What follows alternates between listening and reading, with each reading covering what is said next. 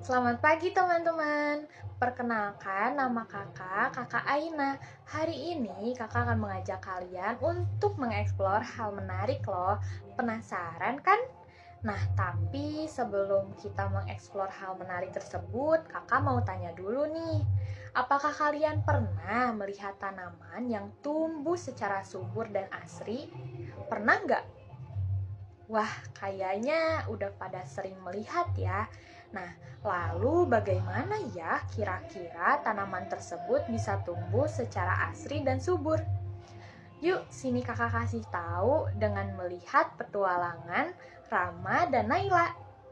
Pada suatu hari, Rama dan Naila sedang menyantap makanannya di halaman belakang rumah milik kakek Rama.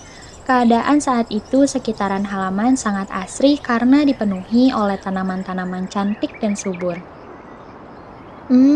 Enak banget. Bisa metik buah di kebun kakek buat makan. Hahaha, iya ya, suasananya juga asri banget. Nay, lihat deh, lagi ada kupu-kupu yang hinggap di kelopak bunga. Tapi kayaknya kok lama banget. Ngapain sih? Oh, itu dia lagi makan madu bunga atau nektar. Semua makhluk hidup di muka bumi ini kan butuh asupan makanan, Mak. Wih, keren. Di bunga ternyata ada madu ya? Bentar. Hah? Semua makhluk hidup? Berarti tumbuhan juga dong. Iya dong, betul banget. Tumbuhan juga bisa memasak makanannya sendiri malah. Hah? Gimana caranya, Nay?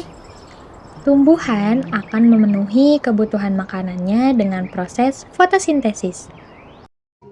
Nah, apa sih proses fotosintesis itu? Fotosintesis adalah suatu proses di mana tumbuhan menggunakan bantuan salah satu energi terbesar di muka bumi, yaitu cahaya matahari, untuk membantunya melakukan proses pembuatan makanan agar tumbuhan dapat tetap hidup. Kak, lalu apakah proses fotosintesis itu hanya menggunakan bantuan dari cahaya matahari saja? Tentu tidak. Proses fotosintesis memerlukan bahan-bahan yang harus dipenuhi oleh tumbuhan. Yang pertama ada cahaya matahari, yang kedua ada klorofil, yang ketiga ada air, dan yang keempat ada karbon dioksida. Seluruh komponen rangkaian atau bahan-bahan yang diperlukan untuk proses fotosintesis harus dipenuhi oleh suatu tumbuhan agar pembuatan makanannya itu dapat menghasilkan suatu energi pada tumbuhan tertentu. Yuk, sekarang kita lihat bagaimana cara fotosintesis dapat terjadi pada tumbuhan.